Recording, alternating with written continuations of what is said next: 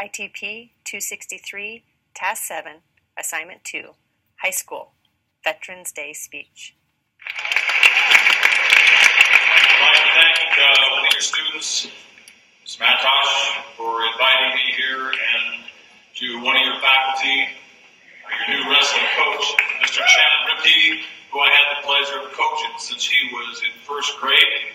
And I'd like to thank your principal, too, for allowing me to come and speak to you on Veterans Day. This is a very important day for me. And I hope that as we have a chance to talk today, that it becomes more of an important day for you, and that you realize some different things about veterans, and about freedom, and about yourself. I'm an old guy. I was born in 1950. That was right after World War II. And that was fresh in everyone's mind then. And I have a father that served in the Navy during World War II. He saw a lot of action from Okinawa to the Salmon Islands. And he fought in a lot of different battles. He was on the bridge of the ship when a suicide plane came over. And had he not ducked, the wheel would have taken him off right here at the midsection. You could feel the heat from the motor, and as he hit the deck, there were parts of the aircraft coming off around him. He's dodged the shells, and he manned the guns that brought the enemy down. And I grew up hearing these stories. My dad's 83, he's still alive. I'm very proud of him. And I'm very proud of his service to our country. And I'm proud of the heritage that he gave me about our country. I heard him talking on the phone to his Navy buddies. A lot of times when we took a summer vacation, it was to see them, because that's who he was close to. And I just grew up understanding that because you wore the uniform of the United States military, regardless of the branch, that you were respected by your country. People respected you because you would serve. I remember the stories he told about getting off the ship with a duffel bag on his shoulder. And he said you couldn't even go out into the streets very far before someone in the civilian sector would pick you up and take you to the train station, to the air terminal, maybe to the local restaurant and buy you a meal, or possibly even to their home and cook you a home-cooked meal and put you up for the night, and then take you to your destination the next morning. And it was that kind of respect that I grew up understanding was a part of America and part of wearing the uniform. I got into high school, and we started to hear something about a small Asian country called Vietnam. I'd never heard of Vietnam before. It was a small country. We were a large country. There was no war declared. There was something called a police action. So there really wasn't any reason for me to research this. There wasn't any real reason for me to get excited about it. It was just something that was happening in another part of the world, and we thought we would be in and out. But during that era, something happened that changed me, and it changed our country. And for the first time in the history of America, those that wore the uniform for the United States of America lost that respect of those in the private sector. And the uniform that was respected through World War I, World War II, the Korean War, those same uniforms were now, instead of being held in high regard, they were looked down upon. And I couldn't understand why the change. And during that time, People started to burn their draft cards openly, publicly, in disrespect of our country and those in authority over us. I watched at public events, ball games, hockey games, whatever, as people would stand when they brought the colors onto the floor and leave their hats on, put their hands in their pockets, look at the floor, and not recite the Pledge of Allegiance. They openly, publicly burned our flag on the courthouse steps and at the corner of whatever city they decided. And for the first time, there were demonstrations against our country openly on the streets in front of our military installations. And it made me wonder, why? Why are the people in uniform disrespected? What have they done to deserve this? Why should they be ridiculed instead of held in that same respect and high esteem that they always were before? I can remember the first 2 years of me being in the Army, riding the convoys, and just because we were in uniform, just because we cared enough to stand for our country, that people would stand openly and make obscene street gestures and comments to us. And this began to work inside of me. And it began to make me ask questions. It began to change my life. And the questions that it drew me to ask are the questions I want to ask you today. It's a series of 5 questions, and the first one was a very simple question, but one that I never had to ask before. And I had to define for the first time in my life, what is freedom? So I went to the dictionary, and I found that Webster's definition of freedom is simple. It is not being governed by an outside force. Well, that was pretty simple, because we're the greatest nation in the world. We're the most powerful nation on the globe. A nation of the people, by the people, and for the people. So, of course, we're free.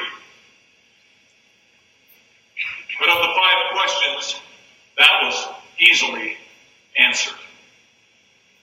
The other questions became much harder. The second question was, if I know what freedom is, what would my life be like without it? And for the first time, I began to try and visualize what that would mean and what would it be like to be without my freedom. You know, we're here today. We come and go as we please. We wear what we want. Your parents, and you as well, say what you want about our government, about our president, our governor, and you don't give a second thought about any kind of retribution that might come from that. Well, it hasn't been too many years ago that we were in a Cold War with Russia, and we heard the stories that came out of Russia of those people that did not have freedom. And they were told where to be and when, what to wear and not, what they could and could not say, and to whom they could and could not say it. And we cannot imagine that. And I dare say there's probably not one of you here that has ever thought about what that would be like to experience what those people experienced because they did not have freedom. As the KGB, the elite force, came into their houses in the middle of the night, unannounced, uninvited, and would grab an uncle, a grandfather, a son, and drag him from that home down the stairs and never to be heard from again. We are blessed because we are free. We are blessed because we do not things. But ladies and gentlemen, that freedom does not come for free.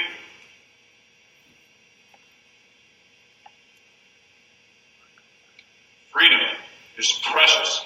It is bought with a precious price. First question was, what is freedom? Second question, what would your life be like without it? Third question, what is the cost of freedom? The cost of freedom, what makes it so precious is because of what it costs to buy it. There is no amount of money that will buy freedom. Good planning does not get freedom. There is no way that freedom will come in a certain amount of time. It comes with one thing. It comes with human life. It comes with the loss of human blood. And our media tells us, all they tell us about Iraq is how many bodies we've lost. But ladies and gentlemen, what would happen if no one went? What would happen if they attack our country?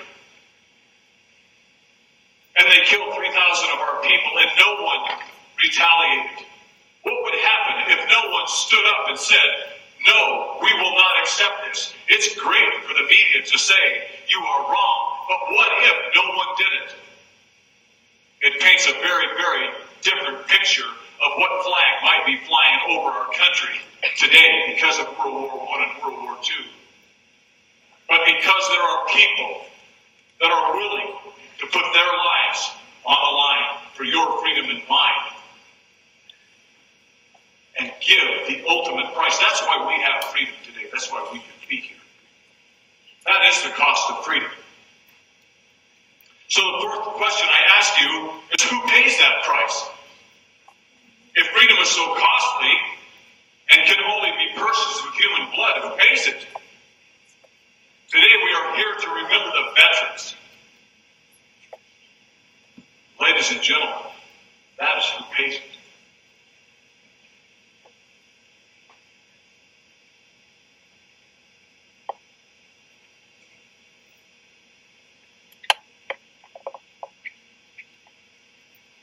I would challenge each one of you, in remembrance of Veterans Day, that you take the time and you seek out someone that wears the uniform today or someone that has worn the uniform in the past, and you shake their hand. Give them a hug. And maybe they'll tell you the story of a loss of a brother or a son or an uncle. That was part of the purchase for your freedom and mine. There's a book entitled Return to Freedom that was written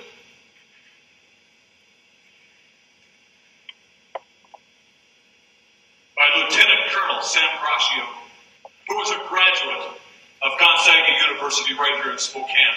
He was a pilot in World War II, and he was shot down over the Philippine Islands. And he was a prisoner of war on the island of Mindanao. And his book gives a very detailed account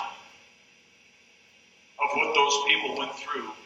I grew up hearing what the prisoners of war went through. You know, we hear the stories of what happened at Abu Ghraib. And no one is happy about that. But ladies and gentlemen, that was nothing compared to what's happened in the past to our soldiers, to the best of our forces. My dad told me the stories of our prisoners of war, those that were captured, our Americans, the best of the best, that the enemy would sharpen bamboo wedges and drive it between the nails and the flesh of their fingers. They would strap them by their thumbs from wires so their toes could barely touch the floor and leave them there for hours that was sharpened a piece of bamboo and buried in the ground and strapped one of our people over it. Over a short period of time, the bamboo would grow through it. You say, hey man, don't be grossing me out. This is hard. Yes, it is. How could I possibly tell you about the price of freedom? How could I tell you what it costs if I don't tell you the truth about who paid it and what they paid?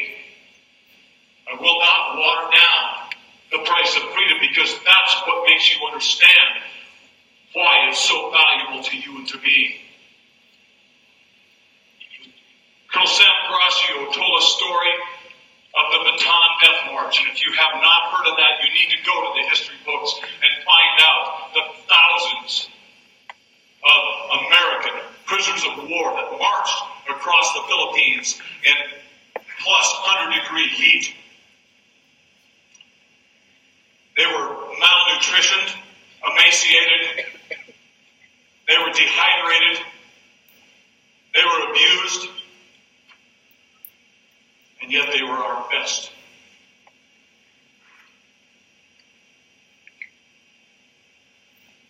And he told a story that so moves me, I will tell you. During the Bataan Death March, as they marched the length of these islands, one of our young men that had put himself in a position to say, I will stand for your freedom, I will stand for the nation, had reached a point that he could no longer go on. He was at death's door. And because of this condition of weakness, fell out alongside. And one of the guards reached into the line and grabbed one of his fellow comrades, one of his fellow soldiers, another of the best of America, and pulled him out of line, and from somewhere produced a shovel and handed him this shovel. And then he took his bayonet and put it in this young man's throat and commanded him to dig the grave for this fallen soldier. And although he was not dead, he forced his buddy to dig this grave. And when the guard decided that the hole was deep enough, he took this fallen comrade and kicked his body into this grave, and with an increased pressure on the neck of his buddy, commanded him to cover him over even though he still lived. And one shovelful after another, his buddy was forced to cover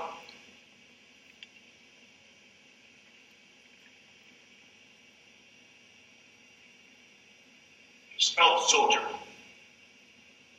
his comrade. But the fight for life is the most strong thing that we have. And this man forced his head above that dirt for one last breath to sustain his life. And the guard increased the pressure of the bayonet on his buddy's neck and forced him to take that shovel and beat his buddy unconscious and then finish the job of covering him up to suffocate. You say that is brutal and that is inhuman. And yes, it is, and that is the truth.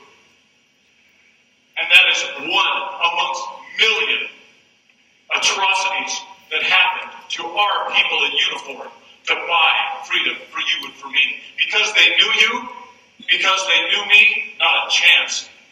Because they were going to get to enjoy the freedom that they died for? No. Why? Because freedom was precious to them, and they understood how important it was to pass on that freedom to you and to our nation. And they were willing to do that. What is freedom? What would your life be like without it? What is the cost of freedom?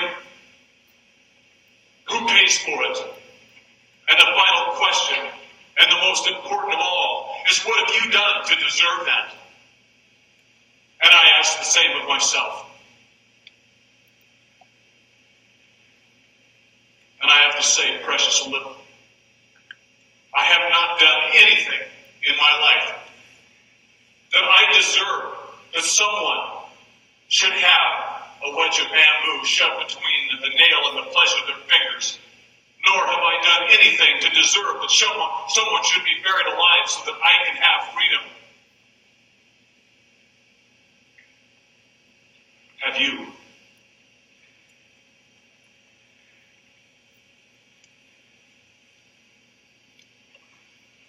It is Veterans Day. This is not to give you a day off of school. This is a day that each one of you, as it comes around on an annual basis, should be thinking about what would happen in your life and where would you be if there were no veterans.